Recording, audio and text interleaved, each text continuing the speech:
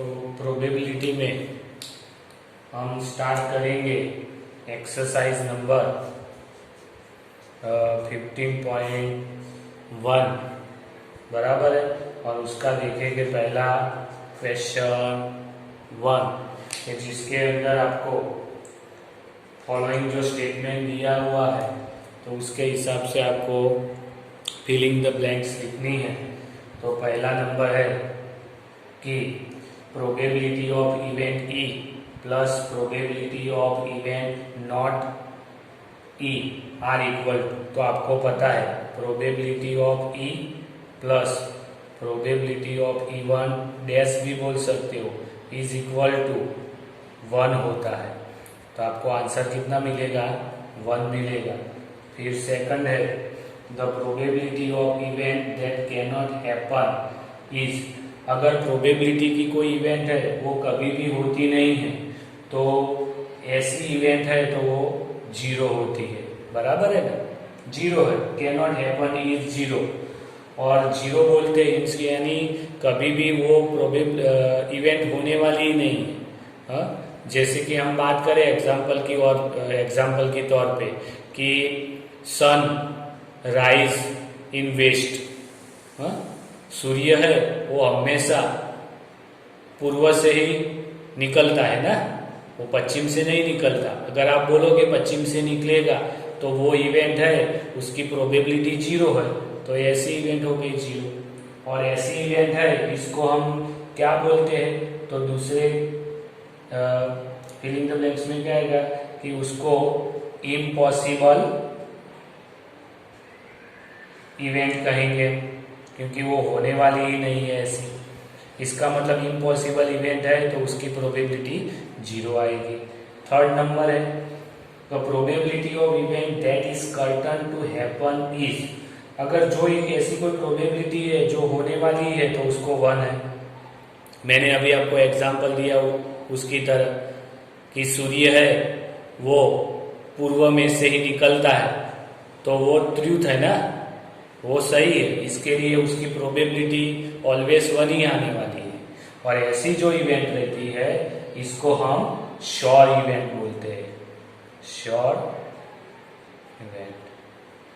Sure या certain event भी बोल सकते हो आप। फिर 4 नंबर है the sum of probability of all elementary event of the experiment is equal to, क्या होता है? 1 होता है। कैसे? तो जैसे कि आप एग्जाम्पल के तौर पे ले लो कि कोई कॉइन है उसको टॉस किया मैंने तो उसमें का तो H आएगा या T आएगा। अगर H की इवेंट की मैं प्रोबेबिलिटी गिनता हूँ तो 1 है, H एक ही बार आएगा।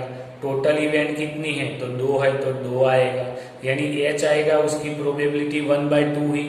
अगर टेल आएगा उसकी प्रोबेबिलिटी 1/2 ही। तो इन दोनों को आप 1/2 प्लस 1/2 ऐड करोगे तो 2/2 यानी आंसर 1 आएगा। यानी जो भी इवेंट है उसकी सभी जो घटनाएं हैं वो सभी का आप एडिशन करोगे तो वो 1 आएगा, बराबर है।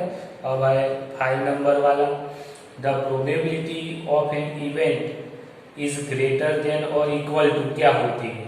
अगर प्रोबेबिलिटी ऑफ इवेंट की बात करें तो वो ग्रेटर देन और इक्वल टू 0 रहती है और लेस देन और इक्वल टू 1 रहती है। यानी 0 उसके साथ greater than equal to P of E लिख सकता हूँ और ग्रेटर देन इक्वल टू 1 कर सकता हूँ। यानी प्रोबेबिलिटी P ऑफ E है वो 0 और 1 के बीच में होगी। 0 भी हो सकती है, ये देखो 0 थी, 1 हो सकती है तो 1 भी थी, और 0 और 1 के बीच में कोई भी नंबर्स ले लो, 0.5 है, 0.97 है, 0.01 है, ऐसे कोई भी नंबर्स आते हैं, यानी 0 और 1 के बीच की रहेगी आपको।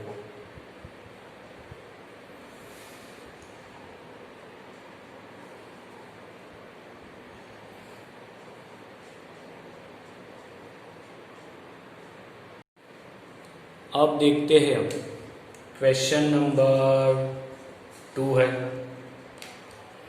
तो क्वेश्चन नंबर 2 में आपको बोला है कि which of the following experiment have equally likely outcomes, explain करना है। यानी जो भी इवेंट होगी वो होगी या नहीं होगी इस तरह से, उसकी प्रोबेबिलिटी सेम होनी चाहिए, यानी इक्वली आउटकम मिलते हो ऐसी है कि नहीं वो आपको बोलना है और उसका एक्सप्लेनेशन भी देना है। तो पहला है इसमें कि driver attempt to start a car, the car start और डज नॉट स्टार्ट। तो कार चालू होगी या कार चालू नहीं होगी, तो इसके हम एग्जैक्ट आउटकम नहीं बोल सकते। क्यों? तो अगर पहले से ही कार खराब है आपकी, पहले नंबर में देखते हैं, पहले से ही कार खराब है तो कार चालू होने वाली ही नहीं है, बराबर है। तो उसके अंदर कार चालू होगी वो तो आएगा ही नहीं। तो इसका आंसर क्या आएगा कि ये driver attempts to start a car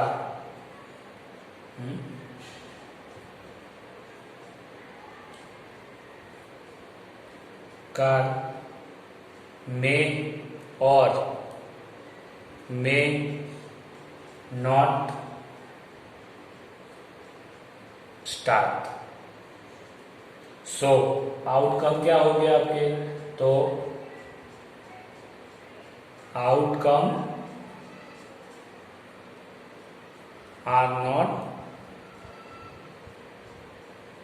equally likely. अब दूसरा नंबर देखते हैं। The player attempt to shoot a basketball, C और ई शूट और मिस द शूट। तो इसके अंदर भी ऐसा है, अगर प्लेयर अच्छा है तो वो डायरेक्टली शूट कर ही देगा बास्केटबॉल को। अगर प्लेयर नया है, उसको आता नहीं है, तो वो शूट नहीं कर पाएगा। तो ये भी आपको ये भी के कौन सा हुआ? तो ये इक्वली लाइकली आपको आंसर है वो नहीं है उसका, क्योंकि हो भी सकता है नहीं भी हो सकता है, यानी जो आउटकम मिलेगा वो इक्वली नहीं होगा, बराबर है। तो द प्लेयर में शूट और miss the shoot. So outcomes are not equally likely। अब थर्ड नंबर देखते हैं कि trials is made to answer a true false question, the answer is right और रॉन्ग। तो आपको पता है कि आप एडवांस में बोल सकते हो कि आंसर आइदर राइट होगा या रॉन्ग होगा, दो ही आएगी उसके अंदर। राइट होगा तो वो करेक्ट है, रॉन्ग होगा तो उसके आपको मार्क्स नहीं मिलेंगे, यानी दोनों की प्रोबेबिलिटी इक्वल ही मिलने वाली है। तो आप एडवांस में बोल सकते हो। तो इसीलिए in advance it is know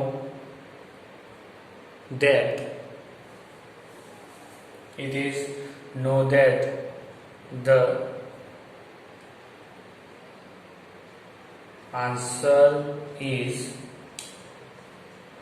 to be either right or wrong। So outcomes are equally likely। अब 4 नंबर वाला देखते हैं। Baby is born, it is a boy और अ गर्ल। तो कोई बेबी बॉर्न होती है, जन्म लेती है, तो का तो वो लड़का होगा या लड़की होगी। दो ही संभावनाएं यानी घटनाएं आपको मिलने वाली है, प्रोबेबिलिटी, और दोनों ही कैसी है, टोटल इवेंट 2 है। अगर बॉय हुआ और उसको हमने इवेंट बोला तो 1/2, अगर लड़की हुई तो वो भी 1/2, यानी इक्वली लाइकली है ही है। तो हम एडवांस में से बोल सकते हैं दोनों में से कोई भी हो सकता है। तो in advance it is know that know that the newly born baby has to either a boy or a girl. So outcomes are equally likely.